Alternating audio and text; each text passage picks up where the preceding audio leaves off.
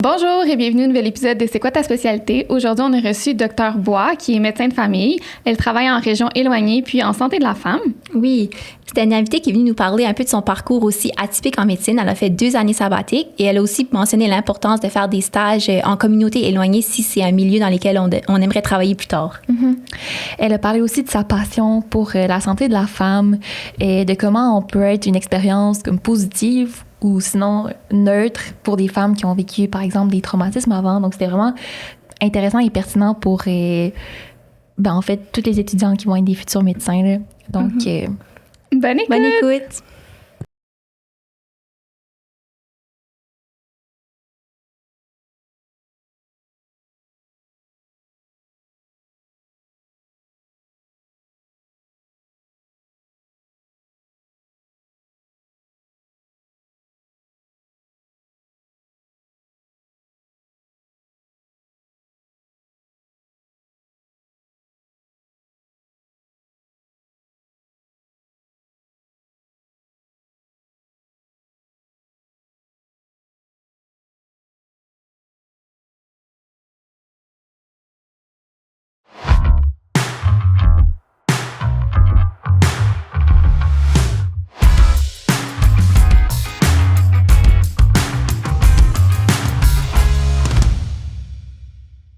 Bonjour, Dr Bois.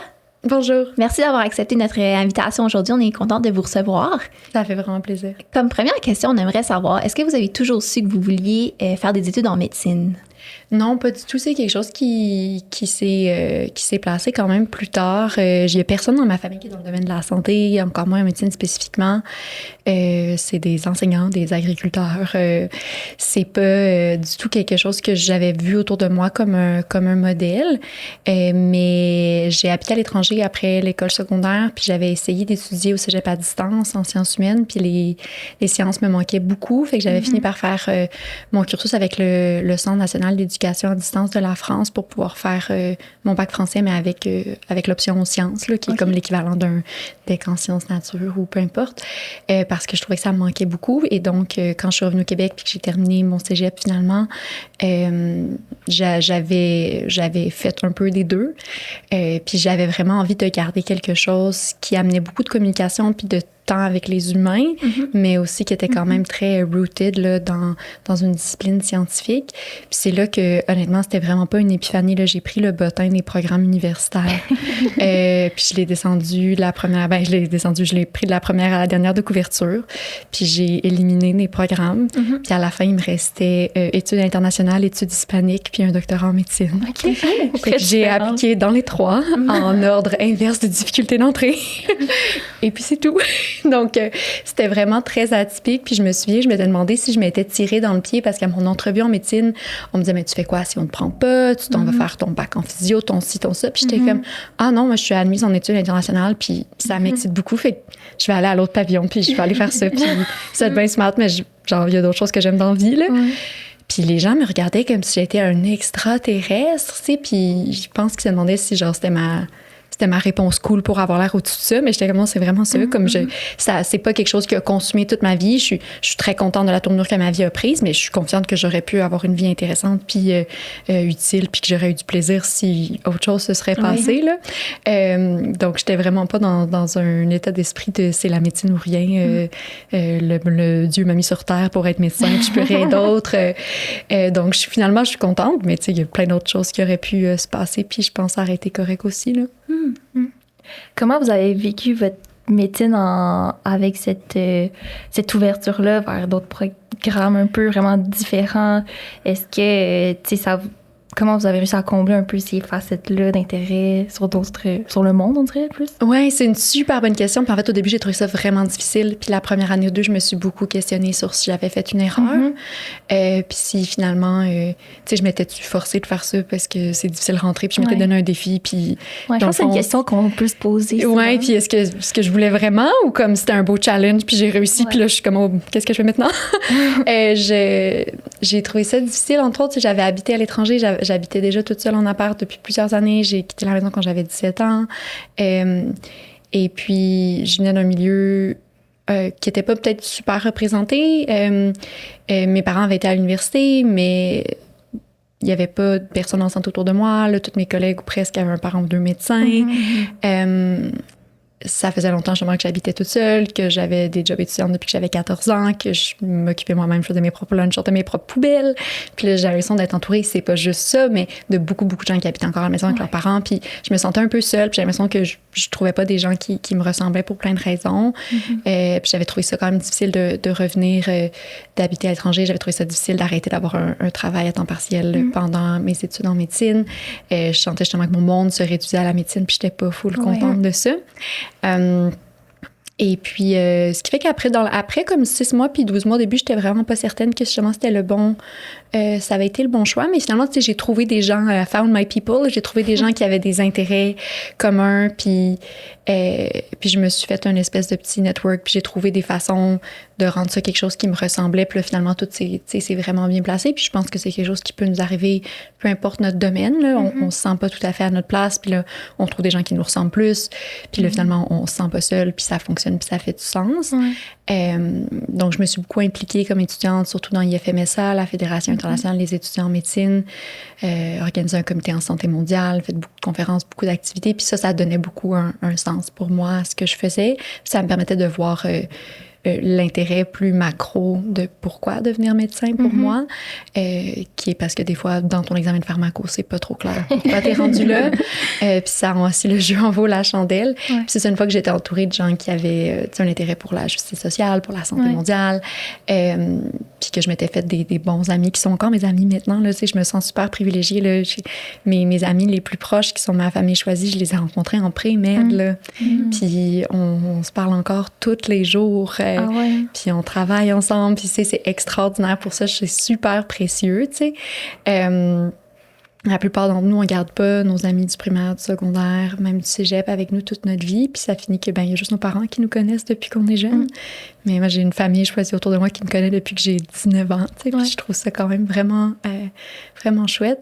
Fait qu'une fois que ça s'est placé, j'étais contente d'être là, mais c'est super demandant, puis il faut trouver que ce soit un hobby, une implication, que ce soit le sport, que ce soit notre famille, des amis, une façon de rester sain dans tout ça, parce que sinon, il n'y a pas de fin, il n'y aura jamais de fin au travail en médecine. On pourra toujours étudier plus, on pourra toujours avoir plus de patients, on pourra toujours prendre plus de shifts. Il faut apprendre à mettre les limites nous-mêmes, parce qu'il n'y a vraiment personne qui va les mettre pour nous. Puis c'est difficile parce qu'on est sélectionné pour ça. Quelqu'un récemment me dit « Ah, tu trouves qu'on est comme un peu surreprésenté, les gens un peu tocs en médecine? » Puis je suis comme « Non, je pense qu'on est sélectionné pour ça. C'est du by design. C'est pas comme on s'est réveillé puis on est comme « Ah, toi aussi, tu es un peu psychorigide. » J'étais comme « Non, il y a un critère, là. C'est dans la grille. » Donc voilà, je pense que c'est vraiment un gros apprentissage de trouver une façon d'avoir un équilibre de vie puis pas parler juste à des médecins aussi dans la vie. Là. Ça, c'est très dur. C'est quoi qui a orienté votre choix après l'externat pour les CARMS? Oui, pour la spécialité, comme j'aime beaucoup de choses, j'aime toucher un peu à tout, puis j'étais vraiment là pour la relation avec l'humain plus que pour la grande technologie de pointe. Pas qu'il y ait rien de mal avec ça, là, mais c'était juste plus ça qui m'intéressait. Sans trop que j'y réfléchisse puis que j'en fasse comme un statement, ça me semble évident que ça allait sûrement être la médecine de famille. Ça s'enlignait vers ça. Puis j'ai présumé que ça serait ça, mais j'avais un état d'esprit très, très ouvert.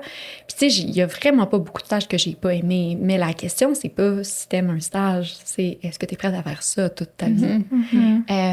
C'est vraiment... Tout le monde peut aimer n'importe quoi pour 1, 2, 3, 4, 5 semaines. Surtout si t'es curieux, puis c'est nouveau, puis t'apprends plein de choses, puis tu rencontres de nouvelles personnes. C'est sûr que c'est facile. La question, c'est est-ce que t'es capable d'être heureux dans cette spécialité-là avec tout ce que t'as pas vu pendant ce nombre de semaines-là? Est-ce que t'es capable de faire ça pendant plusieurs dizaines d'années? Capable de faire ça à mesure que le monde change aussi, parce qu'on voit un petit peu vers où certaines spécialités vont, puis des fois, on est comme, je l'aurais peut-être fait à X années, mais peut-être pas à Y. Puis c'est aussi, toute spécialité, c'est renoncer à une autre.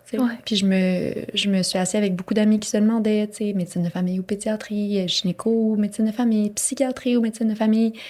Puis la question qui revient tout le temps à la fin, c'est est-ce que tu es prête à dire non aussi à certaines choses en allant dans une spécialité qui n'est pas la médecine familiale? Puis le deuil de je ferai plus d'examen physique, je ferai plus de médecine physique en psychiatrie, le deuil de voir d'autres choses que des femmes et des bébés en obstétrique, le deuil de pas voir d'adultes en pédiatrie. Pour beaucoup de mes collègues et amis, c'est ça qui a fini par faire pencher la balance pour la médecine de famille. Ils auraient été heureux de faire cette pointe de pizza-là, mais l'idée de renoncer de façon officielle et formelle au reste ne leur semblait pas acceptable. Puis je pense que pour moi, finalement, c'était ça aussi, même si la question s'est pas posée de façon aussi ferme. Il n'y avait pas de morceau que j'étais prête à laisser aller. Puis j'avais vraiment un désir de travailler en communauté. Et puis c'est plus difficile en sous-spécialité. C'est pas impossible. Il y a des hôpitaux communautaires, puis il y a moyen de, mais c'est quand même beaucoup plus difficile de travailler dans la communauté, proche de la communauté, quand on a une spécialité qui se fait en centre tertiaire ou quaternaire, là. Fait que pour moi, ça rendait les autres options un peu pas vraiment considérables. Je fais beaucoup de santé des femmes, fait que j'ai quand même pensé peut-être un peu plus formellement à la gynéco qu'aux autres spécialités. J'y ai réfléchi comme plus officiellement. Là. Je me suis dit, OK, là, je vais y penser pour de vrai, puis je vais prendre une décision. Je vais pas me laisser porter. Là.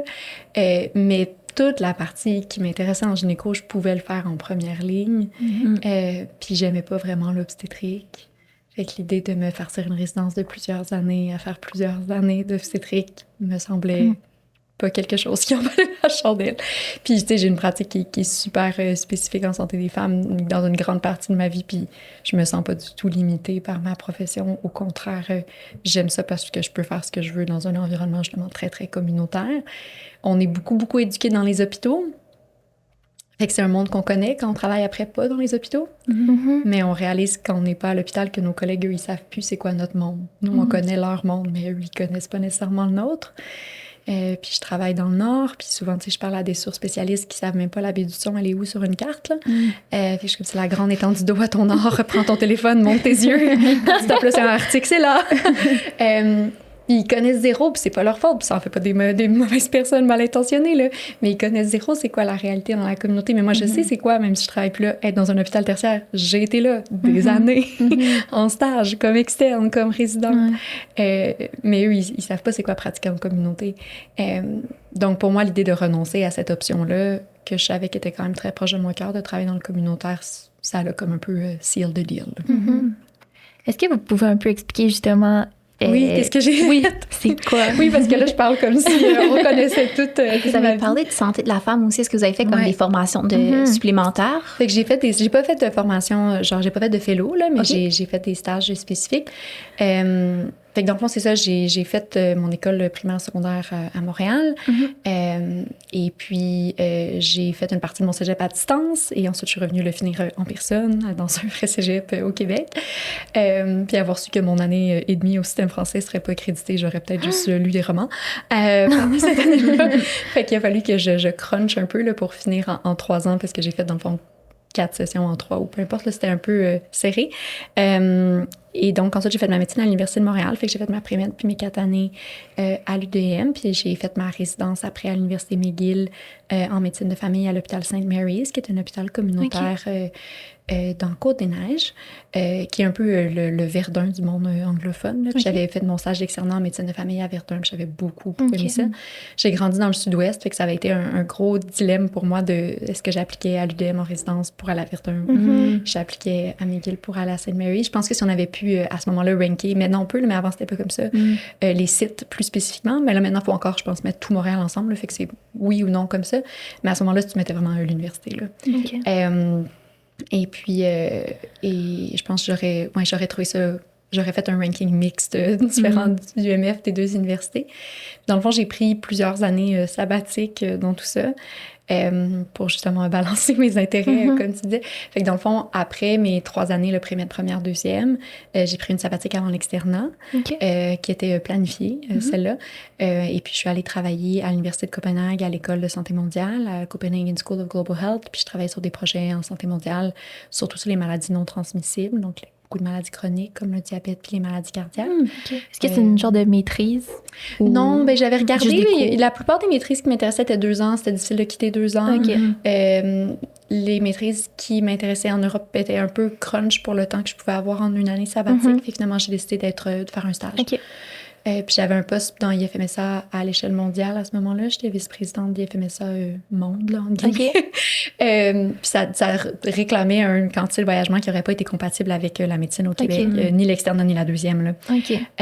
Donc, c'était comme une autre raison de prendre une sabbatique. Je voulais faire de la santé mondiale, puis je voulais pouvoir prendre ce poste-là sans m'écarteler trop, puis pas le faire comme il faut parce que je n'arrivais pas à avoir assez de congés, puis faire mon externe pas comme du monde.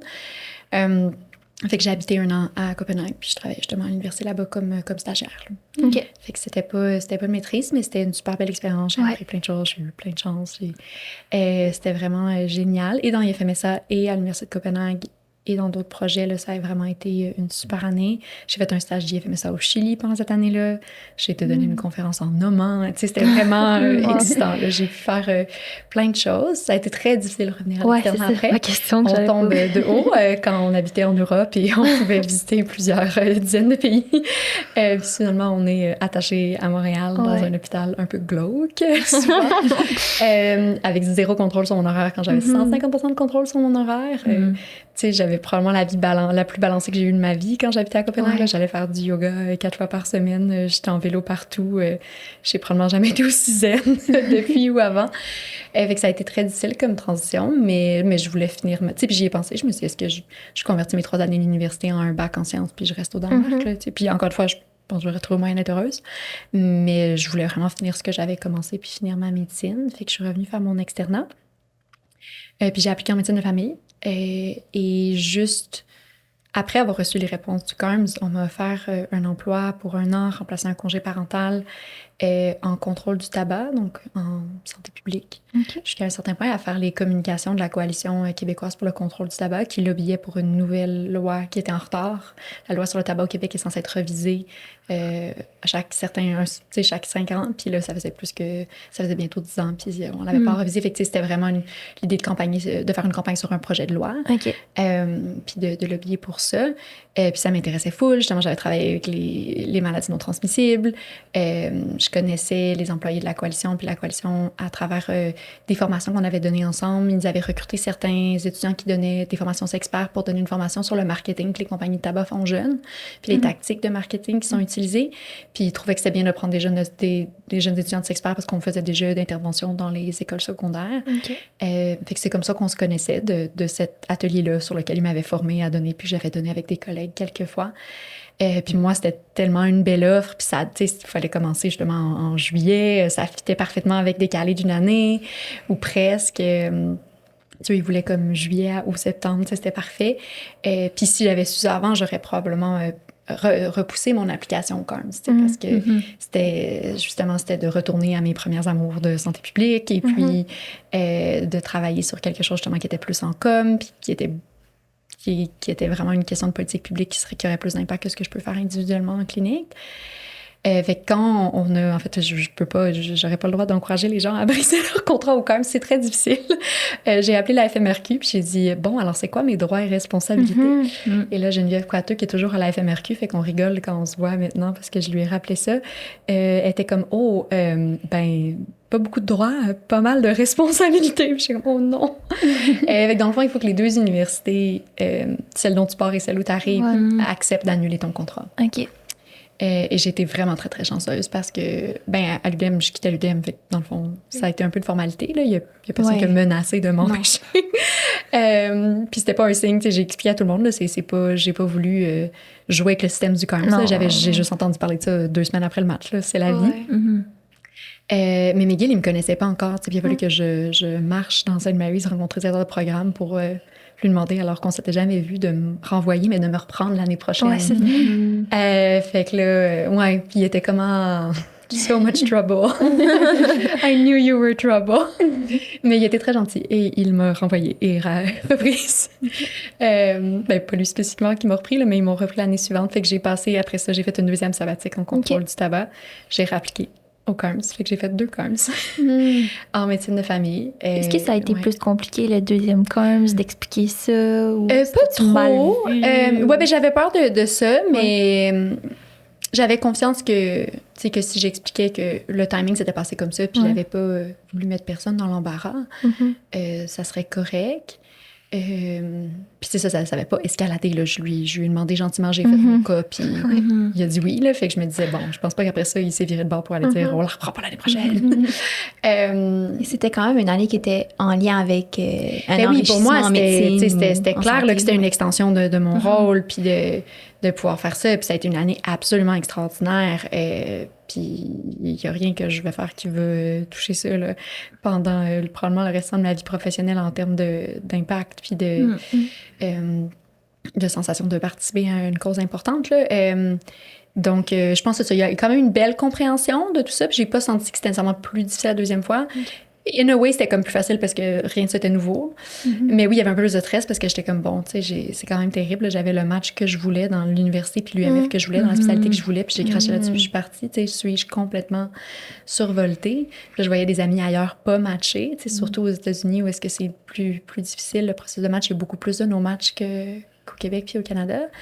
Puis les gens me regardaient genre, you had a match and you said no? Comme... Fait que là, je me mon Dieu, est-ce que c'est moi? Est-ce que j'ai pas dû faire ça? Mais non, ça a été une année absolument extraordinaire qui était en lien évident. Tu sais, c'est un sujet de santé publique majeur. C'est de l'analyse d'études, puis de politique publique, puis lobbying pour des meilleures politiques publiques. Fait que pour moi, c'est une extension évidente de mon rôle. Oui. Puis il y a plein de choses extraordinaires, puis le fun que j'ai fait, puis j'aime ma vie depuis. Mais c'est sûr qu'en termes d'impact, je me dis, il n'y a rien qui va à côté... Il n'y a rien que je peux faire en 30 ans comme médecin qui va à côté d'une nouvelle loi sur le tabac là, en termes d'impact. Puis évidemment, je ne l'ai pas passé toute seule. Il y a beaucoup de gens qui ont travaillé très longtemps pour ça. J'ai été chanceuse de faire partie la dernière année, puis ça a été adopté juste je commençais la résidence. Puis là, elle est encadrée dans mon salon, puis c'est bien le fun. Mais c'est beaucoup plus structurant comme mesure de limiter le marketing du tabac, les saveurs, de limiter les emballages, de limiter les endroits où on peut fumer que ce que je peux faire comme clinicienne. Là. C'était des choses quand même majeures avec des précédents mondiaux, l'interdiction de fumer sur les terrasses, le fait que la cigarette électronique devenait un produit du tabac et donc était limité dans son marketing de la même façon pour éviter le lifestyle marketing qu'on voyait déjà, qui ressemblait beaucoup aux pubs d'avant en tabac. Ça a été les premières étapes de l'emballage neutre qui est devenu quelque chose au niveau fédéral dans les mois et années suivantes. C'était quand même assez majeur, l'interdiction des saveurs. Donc, c'est des choses qui ont vraiment permis de faire un progrès là, en termes de tabagisme au Québec. Puis ça a souvent un effet boule de neige en politique publique, des politiques sur le tabac, l'alcool, les boissons sucrées. Quand une juridiction, que ce soit un pays ou une province, embarque avec une mesure, là, souvent, il y en a d'autres qui vont suivre. Donc, ça a beaucoup d'impact de ce côté-là. Fait que c'est sûr que c'était super. Fait que ça, c'était ma deuxième sabbatique. J'ai fait une petite avec ça. Jusque-là, c'était comme une alternance. J'ai fait mon cégep en 3 ans, un peu avec ma sabbatique à l'étranger, entre guillemets. J'ai fait 3 ans d'université, ma sabbatique, 2 ans d'externat, une autre. Puis après ma résidence, par contre, là, j'ai commencé à travailler. Fait que j'ai fait mes 2 ans à St. Mary's en médecine de famille. Puis ensuite, j'ai commencé à travailler dans le Grand Nord où je travaille encore depuis bientôt 8 ans. Puis, est-ce que vous voulez nous parler aussi de la santé de la femme? Qu'est-ce que vous faites par rapport à ça? Oui, fait que j'avais beaucoup d'intérêt en médecine puis à l'externat en santé des femmes, mais surtout comme plus en gynéco de première ligne et en avortement, plus qu'en chirurgie ou en obstétrique. Et fait que j'ai pu faire un stage au Centre de santé des femmes quand j'étais résidente pendant 1 mois pour me former en avortement puis en contraception un peu plus complexe. Et j'ai eu la chance après d'être embauchée là-bas une fois que j'avais gradué. Puis la santé reproductive, là, c'est vraiment... c'est pas que ça m'intéresse plus, les sujets sur lesquels j'ai travaillé en santé mondiale ou en maladies non transmissibles ou en tabac, mais... C'était comme des trucs peut-être un peu plus circonstanciels, là, la santé reproductive puis la justice reproductive puis les droits reproductifs, c'est comme la cause de toute ma vie, là. c'est ce qui me porte là, vraiment au long cours. Fait que c'était vraiment important pour moi d'être impliquée dans le milieu des soins reproductifs. Puis là, j'ai eu la chance de travailler au Centre de santé des femmes qui est dans le milieu communautaire puis qui fait de la contraception, de la gynéco et des avortements là, en milieu communautaire. Puis il y a d'autres cliniques cousines un peu comme le Centre de santé des femmes de Mauricie puis la clinique des femmes de l'Outaouais qui sont aussi des centres. Puis là, j'ai pu commencer à travailler à l'autre et à l'autre et là, faire un peu des 3. Donc, c'est sûr que c'est venu prendre une grande place dans ma vie. Je fais aussi de la recherche, de l'enseignement, du plaidoyer, là, du advocacy en santé des femmes ou en droit reproductif. Donc, c'est vraiment devenu une grosse partie de ma vie, puis le sujet qui m'anime là, le plus. Puis, c'est pas une spécialité formelle. Hein. On peut faire un fellow en santé des femmes, mais c'est quand même très sur l'obstétrique, surtout, là, puis sur faire des accouchements, puis tu vas en néonat, tu peux avoir quand même une diversité de stages, mais c'est surtout, je pense, pour nous empower, avoir plus de compétences puis plus de confiance en obstétrique, plus que dans la portion gynéco. Fait que c'est pour ça que j'ai pas fait le fellow après ma médecine de famille. J'avais fait mon stage au centre de santé des femmes, puis j'ai pris des formations, puis j'ai appris par la suite. J'avais été formée déjà en avortement. Donc, quand j'ai recommencé à en faire, j'ai fait un petit cours de mise à niveau. Là. J'ai revu quelqu'un pour un petit refresher, parce que ça faisait quelques mois déjà. Puis après ça, j'ai juste commencé à pratiquer. Là. OK. Est-ce que vous travaillez dans la santé de la femme à Montréal et en communauté, vous faites autre chose? Oui, fait que comme je suis médecin de famille, mon prêt, moi, est au nord. Fait que ma job principale de médecin de famille, là, c'est ce qu'on appelle du full scope family practice, là, vraiment tout ce qui passe la porte, que ce soit debout ou en Sierre, parce que je suis en milieu éloigné, là, pas juste rural, mais très éloigné. Pas de route éloignée, pas de réseau cellulaire jusqu'à récemment éloigné. Donc là-bas, j'ai vraiment une pratique de médecine de famille qui est très large, mais où est-ce que mon intérêt puis mon expertise en santé des femmes est connue puis appréciée, je pense. Et donc, mes collègues vont me référer certains cas, puis d'autres communautés vont m'appeler. Puis, fait que j'ai quand même un petit peu ce focus-là. Puis je pense qu'il y a beaucoup de femmes qui préfèrent voir un médecin-femme pour ça, même si mes collègues masculins sont tout à fait compétents, surtout avec la prévalence des traumas sexuels. Donc, j'en fais quand même un peu plus, mais c'est la médecine de famille at large, du sans rendez-vous, du bureau, de l'urgence. On est dans un dispensaire, là, fait que tout ça est un peu la même chose. Là. Du sans rendez-vous, c'est de l'urgence. Là. La plupart du temps, c'est du sans rendez-vous puis du bureau très habituel de médecine de famille, santé mentale, diabète, hypertension. Mais comme on est en dispensaire, ben, des fois, c'est aussi un trauma par balle ou un accident de 4 roues. Là. Fait qu'on c'est quand même très diversifié. Puis que mon poste est là-bas, puis j'ai commencé à ce qu'on appelle temps plein plus dans la région. Fait que je travaillais presque exclusivement là, puis beaucoup. Puis avec les années, on a le droit de garder notre poste, garder notre prème, puis réduire notre nombre de jours travaillés par année. Fait que là, maintenant, je suis à temps plus partiel au nord, même si je continue, puis c'est mon but. Puis je remonterai peut-être. Principalement parce que je suis présidente du Collège québécois des médecins de famille, puis ça m'occupe quand même un petit peu. Donc, il fallait faire de la place pour ça. Mais tout le temps, j'ai eu une pratique là, complémentaire justement dans le sud, ici étant le sud, en santé des femmes, justement, surtout au Centre de santé des femmes de Montréal, mais ensuite, j'ai commencé à dépanner là, dans les autres centres aussi. Fait que j'ai toujours eu cette pratique-là très en garde partagée nord-sud, puis clinique de santé des femmes, clinique de médecine générale, si on peut dire. Puis à mesure qu'évidemment, j'ai réduit un petit peu mon temps au nord, ben, j'ai pris un peu plus de travail au sud en santé des femmes. Mais j'ai toujours fait, puis je fais encore les deux. Puis le but, c'est de continuer à faire les deux. Donc, puis c'est une belle flexibilité qu'on a au nord de réduire notre charge de travail dans des années où on a besoin de faire ça, mais de pouvoir rester pour le lien qu'on a avec nos patients puis la communauté, puis de pouvoir éventuellement remonter quand ça nous va, puis d'adapter un peu notre statut à où est-ce qu'on est dans notre vie, puis à quel point on a besoin d'être physiquement dans le sud plus souvent, ou peu importe. Fait que ça nous permet de rester plus longtemps que beaucoup d'entre nous arriveraient à rester si c'était 180 jours travaillés par année ou rien. Puis là, on voit les gens qui vont passer de temps plein plus à temps plein à temps partiel, remonter à temps plein, redescendre à temps partiel, remonter à temps plein plus selon les phases de leur vie où est-ce qu'ils sont. C'est quand même flexible. Oui, c'est quand même flexible. Je pense que c'est bien pour les communautés. Ça permet une certaine constance. Là. Puis je me suis demandé, quand j'ai descendu à temps partiel, est-ce que c'était juste envers la communauté? Est-ce que je devrais changer mon prêt pour Montréal et tout? Puis ce que j'ai eu en discutant avec mes patients, mes amis, mes collègues, c'était, je pense qu'ils préfèrent avoir une Geneviève 100 jours par année que plus de Geneviève du tout dans la communauté. Puis moi, j'avais pas envie de laisser mes patients, auxquels je me suis beaucoup attachée. Puis j'avais pas envie de recommencer une nouvelle pratique à Montréal non plus. Est-ce que ça vous arrive de faire de la télémédecine quand vous êtes à Montréal? Oui, je fais de la télémédecine, en fait, dans les deux milieux. OK. C'est sûr que l'Internet au Nord était vraiment assez terrible jusqu'à récemment. Là, ça va un petit peu mieux. Fait que c'était vraiment la télémédecine par téléphone avec mes patients. quand j'étais dans la communauté. Puis ça avait ses limites au sens où beaucoup de patients sont dans des maisons qui sont quand même surpeuplées. Là. Et donc, l'idée de la télémédecine, ça fonctionne très bien si tu as une vie privée dans ton domicile, ce que tout le monde n'a pas juste au nord. Là. Fait qu'il faut quand même valider si est-ce que c'est vraiment le meilleur choix pour la personne.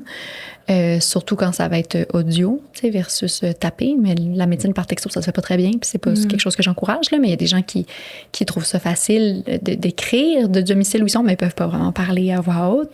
Surtout si c'est des sujets sensibles. Il y a des patients qui vont dire non, je préfère vraiment venir.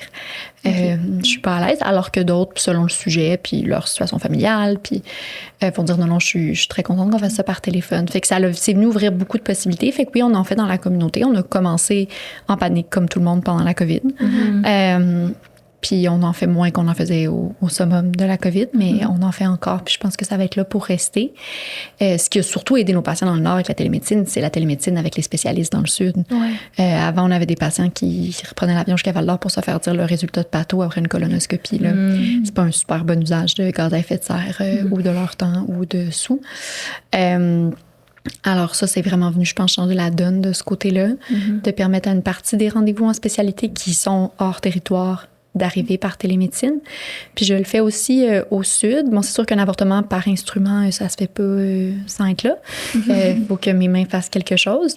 Mais parfois, l'avortement par médicament, on peut le faire dans certains contextes no touch, là, avec tout par télémédecine. Puis la plupart des cliniques ont assoupli leurs mesures avec la COVID, puis on réduit le nombre de rendez-vous en présentiel pour l'avortement par médicament à un seul. Puis le suivi se fait par téléphone. Donc avant, nous, on voyait les gens 2 fois. On les voyait pour le rendez-vous initial, puis pour un suivi en personne. Puis là, maintenant, le rendez-vous initial se fait en personne, même si dans certains contextes, ça serait jouable, non. Mais le suivi se fait systématiquement par téléphone. Puis les gens reviennent s'ils ont une inquiétude ou si on leur offre un suivi en présentiel, si on a une inquiétude quand on leur fait le suivi téléphonique, mais c'est une infime minorité. Fait que c'est vraiment venu améliorer l'accès parce que sinon, ça crée une barrière de dire il y a un type de méthode d'avortement où est-ce que tout est en un rendez-vous, puis l'autre, non, il faut que tu viennes au moins 2 fois. Fait que là, ça venait un petit peu jouer sur la décision des gens. Donc ça, je suis contente que la COVID a été comme un moteur pour ça. Je me souviens qu'on a réécrit tous nos protocoles en catastrophe le 12 mars 2020. Quelques mois après, j'ai une collègue qui m'a demandé « Hey, quand est-ce que tu voudrais qu'on retourne à ça pour l'avortement par médicament? » Puis j'étais comme « Non, jamais. » Genre, c'est ce que je veux depuis toujours. Comme ça a été une excellente excuse. I'm never going back. On a bondi en avant, on recule plus. Là. Donc, je pense que c'est venu vraiment... au Québec, on fait pas beaucoup de télémédecine en avortement. On pourrait en faire plus. C'est plus fréquent ailleurs au Canada. Mais oui, c'est venu changer la donne complètement, là, puis permettre à des gens qui étaient en isolement ou qui étaient isolés pour d'autres raisons d'accéder à des soins. Puis de le faire aussi d'une façon qui leur convient. Pour l'avortement par médicament, les gens peuvent prendre le premier comprimé puis le deuxième. Il faut qu'il y ait un intervalle entre les deux, là, mais ils peuvent prendre ça quand ils veulent jusqu'à un certain point, tant qu'on ne dépasse pas la limite gestationnelle. Donc, leur rendez-vous peut être n'importe quand. Puis ensuite, ils peuvent faire ça à un moment qui leur convient. Versus quand c'est l'avortement par instrument, si la plage est à 2 heures, c'est à 2 heures que ça se passe. Et là, il faut que tu trouves un lift. C'est là que tu vas être sédationné. Pour des femmes qui sont dans des circonstances où est-ce qu'elles n'ont pas beaucoup de jeux sur leur vie personnelle puis professionnelle, l'idée de dire, je viens chercher la boîte de médicaments, on fait le counseling, je la ramène chez moi, puis je fais ça vendredi soir quand j'ai le temps, ça change vraiment en question d'accès. Ouais. En vous écoutant, il y a 2 questions qui me viennent, là, donc ça va peut-être être une grosse question, mais qu'est-ce qui vous a amené à vouloir aller travailler dans le Nord? Puis qu'est-ce qui vous a amené à vouloir être dans la santé reproductive? Puis est-ce que c'est relié? Parce que j'imagine qu'il y a beaucoup de ces enjeux-là, justement, comme ça avait dit, qui se retrouvent aussi dans le Nord. Oui. C'est sûr qu'il y a c'est beaucoup des enjeux qui sont interreliés. Il y a beaucoup d'intersectionnalité dans tout ça. J'avais comme le feeling que j'aimerais travailler en communauté autochtone quand j'étais en médecine, mais j'avais jamais habité en communauté. J'avais l'impression que j'aimerais bien ça. Puis c'était une façon de travailler vraiment dans le trait communautaire que je voyais plus difficile à faire en milieu urbain. C'est pas impossible, mais c'est le seul modèle de soins en région rurale ou éloignée, puis c'est pas le seul modèle de soins en ville. Puis j'étais vraiment attirée par justement l'idée de travailler en communautaire, de travailler en communauté autochtone et d'être vraiment dans ce que je trouvais qui était comme le plus beau de la médecine de famille. Là, suivre les gens au très long cours, dans leur milieu de vie, habiter là où ils habitent, les suivre sur plusieurs générations. Ce qui n'est pas impossible, encore une fois, en milieu urbain, mais ce qui est quand même plus difficile à reproduire. Les familles bougent beaucoup, puis c'est rare qu'on arrive à suivre 4 générations, ce qui est assez facile, en fait, dans le Nord. Fait que j'avais cette notion-là, mais je me disais, il faut quand même que je teste la notion avant de demander un poste quelque part où j'ai jamais été. Puis c'est un des facteurs que je jouais dans aller à McGill pour ma spécialité. Okay. C'est que les milieux de stage nordiques sont dans le RUIS de McGill. Okay. Puis j'étais pas certaine si j'allais avoir la chance de faire un stage en communauté en restant à l'Université de Montréal. C'était pas la seule chose qui a influencé, mais ça a été un facteur assez majeur. Puis c'est ce que j'ai fait. Je suis arrivée puis j'ai dit, j'aimerais ça faire mes stages qui sont d'habitude en R2 en milieu rural le plus tôt possible parce que j'aimerais potentiellement appliquer pour un poste là-bas. Fait que je voudrais que ça se passe avant le CARMS. Fait que je peux-tu avoir les 2 premières périodes de R2, tu sais. Et est-ce que je peux les avoir dans ces communautés-là? J'avais rencontré des gens du Conseil CRI, de la P. James, qui travaillent dans les communautés CRI au Salon Carrière en R1. Puis je pense que je viserais là pour mes stages. J'avais fini au Nunavik ou sur la Basse-Côte-Nord. Je suis sûre que j'aurais aimé ça aussi. Là. Fait que j'ai fait mes stages à Chisasibi puis à Wapimaqstu en début d'R2. Puis finalement, c'est là que je travaille. Je travaille à Wapimaqstu. Au début, je faisais aussi d'autres communautés, mais là, rapidement, là, j'ai été juste vers la communauté où j'habite actuellement. Donc voilà, je voulais le tester. Finalement, ça m'a vraiment plu. Mais je pense qu'il faut le faire parce qu'il y a des gens qui pensent qu'ils vont adorer ça, la pratique nordique, puis finalement, non. Puis il y a des gens qui sont pas sûrs qu'ils vont aimer ça, puis finalement, oui. Puis il y a 2 aspects. Il y a la médecine en contexte éloigné, puis il y a vivre, même si c'est pas chaque jour de l'année, mais une grosse partie de ta vie en milieu éloigné. Puis des fois, on aime un, mais on n'aime pas assez l'autre pour être capable de faire ça. C'est quand même difficile en termes d'isolement. On n'a pas de route. Hein. Fait que si l'avion, il part pas, Puis si t'avais hâte de voir ta famille, puis d'être là pour Noël, ben c'est ça. Fait qu'il y a un isolement qui, moi, me dérange généralement pas, mais qui dérange beaucoup de gens. J'ai grandi en garde partagée. J'ai jamais tout le temps été partout dans ma famille. Fait que je pense que ça m'a rendue pas trop ennuyeuse. Puis capable de vivre à plusieurs endroits sans que ça m'épuise. Fait que je dis souvent à mes patients là, que justement j'ai eu 17 ans de formation pour me préparer à ma vie en garde partagée nord-sud. Fait que j'étais bien équipée, ça me convenait. C'est un beau leg du divorce de mes parents. Turning this into a positive. Donc moi, ça me convient, mais ça peut être difficile par moment. Puis la médecine en milieu éloigné, moi, je trouve ça un super cool challenge excitant d'avoir affaire avec pas beaucoup de ressources. Mais des fois, ça vient plus se chercher. Puis c'est pas tout le monde qui est capable de vivre avec l'incertitude que ça amène. On n'est pas meilleur ou moins bon que les autres. Là. C'est juste, je pense, un confort avec l'incertitude que in vivo, soit t'es capable de vivre avec ça, soit non. Donc voilà, c'est ça. C'est une pratique qui m'intéressait beaucoup. Puis finalement, ça m'a... J'ai adoré mes stages là-bas, puis il n'y avait pas de question que je voulais revenir. Puis c'était le plus beau de la médecine de famille. Puis j'ai tripé. Puis ça montre l'importance des stages en milieu ruraux parce que c'est très difficile de comprendre c'est quoi un milieu sans y être allé. Puis on n'embauche pas vraiment de gens dans la région qui sont pas venus en stage ou comme dépanneurs parce que justement, sinon, le taux de rétention serait probablement beaucoup moins bon parce qu'il faut vraiment voir si c'est quelque chose qui nous convient. Fait que c'est une pratique que je chéris beaucoup là, puis que je veux continuer au long cours. Mais même si pour moi, pour des raisons personnelles puis professionnelles, c'était plus sustainable d'être à temps plein plus pendant autant d'années. Mais un jour, je remonterai peut-être. Mais sinon, pourquoi la santé reproductive? Ben, je pense par féminisme. Puis si les gens me demandent pourquoi par féminisme, ben, parce qu'on... J'ai l'impression qu'on nous traite de féministes quand on montre une émotion qui nous différencie d'une poignée de porte. Là. Ça serait quand même... Ça prend pas grand-chose pour vouloir être dans ton propre coin. Surtout dans le monde dans lequel on vit maintenant. Fait que les injustices systémiques puis historiques qu'ont vécu les femmes en médecine, c'est quelque chose qui m'appelait beaucoup plus tôt dans mon cursus. Puis je me disais que je voulais travailler dans le milieu puis essayer de rendre ces expériences-là peut-être plus positives ou sinon au moins neutres. Et on a beaucoup de torts à corriger en santé dans les communautés autochtones et en santé reproductive. Des fois, le mieux qu'on peut faire, c'est s'assurer que c'est des qu'on crée, on remplace des expériences qui ont été difficiles par des expériences qui sont au moins neutres, idéalement positives, mais qu'on ne fait pas de dommages. Puis c'est souvent quelque chose que je dis à mes patientes dans le Sud. Je me dis, tu me décris que tu as eu beaucoup de traumatisme par rapport à tes examens, puis des consultations, puis des conditions de santé reliées à ton système reproductif, puis ta sexualité, puis la santé des femmes.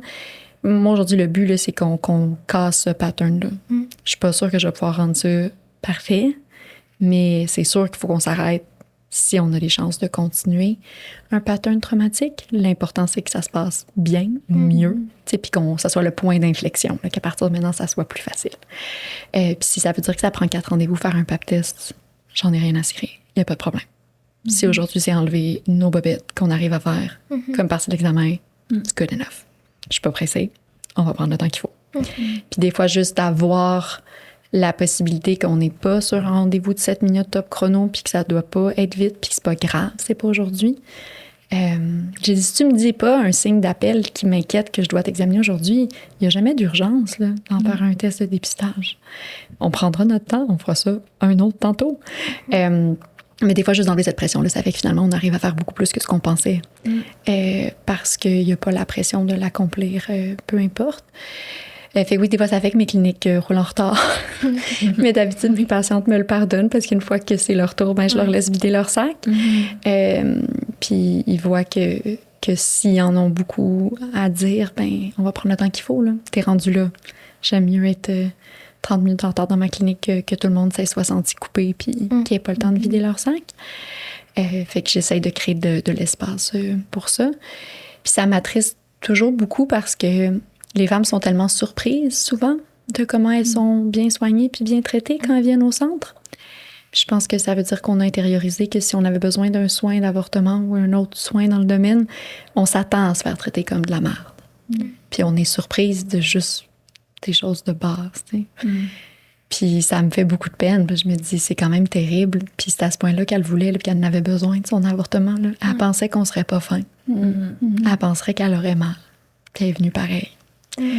Un peu comme on a des collègues puis des patients qui doivent traverser des lignes de piquetage puis aller très, très loin pour avoir des soins qu'elles ont besoin. On devrait pas avoir à faire ça, mais ça montre l'importance. Fait que je me dis, si je peux rendre ce moment-là pas trop pire, ça m'apporte beaucoup de satisfaction de pouvoir être là dans un moment pas toujours difficile. Là, c'est pas toujours un big event, un avortement, mais un moment qui est quand même toujours vulnérable. Là. T'es sur une table d'examen et tout. Puis où est-ce qu'on a peur de se faire reprocher des choses ou juger, puis de leur offrir des soins très, très exempts de jugement. Et vraiment, on parle juste de ce que tu veux. Si t'as pas de place dans ta tête aujourd'hui parce qu'il se passe trop d'affaires pour parler de contraception, c'est pas moi qui va pousser. Là.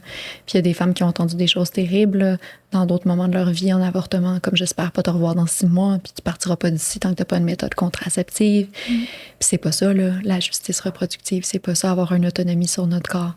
Des fois, on en veut de la contraception, mais aujourd'hui, c'est too much. On veut juste notre avortement, puis on en reparlera. Puis des fois, pour 1001 raisons, c'est pas une discussion qu'on veut avoir ce jour-là, ou du tout, ou avec cette personne-là. Puis c'est pas de nos affaires. Les femmes arrivent souvent en ayant l'impression qu'elles doivent justifier. « Ah, mais je pouvais pas continuer la grossesse parce que A, B, C. » Puis d'habitude, j'essaie de les arrêter tout de suite. Là. Je dis, si tu veux me raconter ta vie puis tes raisons, sky's the limit, là. Raconte. Je suis là, ça me fait plaisir. Mais tu me dois aucune explication. Il n'y a pas de bonne ou mauvaise raison d'avoir un avortement. Il y a juste là où les tiennes, puis elles sont parfaites. Moi, j'ai 2 choses que je veux vérifier. Là. C'est est-ce que c'est un choix que tu fais de façon libre, puis il n'y a personne qui te met de pression d'un côté ou de l'autre? Puis est-ce que tu comprends dans quoi tu t'embarques, puis tu es certaine de ta décision, puis tu n'as plus d'ambivalence? Une fois qu'il y a 2 choses-là, après ça, moi, j'ai rien besoin de savoir. Le reste ne m'appartient pas du tout. On n'a pas à justifier les raisons qu'on veut ou pas poursuivre une grossesse. Puis on a beaucoup dramatisé l'avortement comme une décision déchirante, difficile, dramatique, qu'on fait avec la bonne quantité de flagellation judéo-chrétienne là, pour mériter notre soin. Puis des fois, c'est une décision difficile dans certains contextes pour certaines personnes, mais pas toujours. L'immense majorité de mes patients va bien. Et ce n'est pas un événement majeur et un tournant dans leur vie. Puis si on passe 40 années de notre vie généralement à essayer de pas tomber enceinte. La moyenne des femmes québécoises veut 2 enfants, puis la moyenne est fertile pendant 40 ans. Fait que, ça va arriver à tout le monde, que les choses n'arrivent pas comme on le planifiait. Ouais. Il n'y a rien qui est 100% dans la vie. Là. Puis l'abstinence, c'est pas une méthode contraceptive. Là. C'est un choix de vie qui est tout à fait valide. C'est ce qu'on veut. Mais si on désire avoir une vie sexuelle, on n'est pas obligé de ne pas l'avoir par contraception. Là. En tout cas, vos patients sont vraiment chanceux d'avoir ce qu'on entend. Là. Ouais.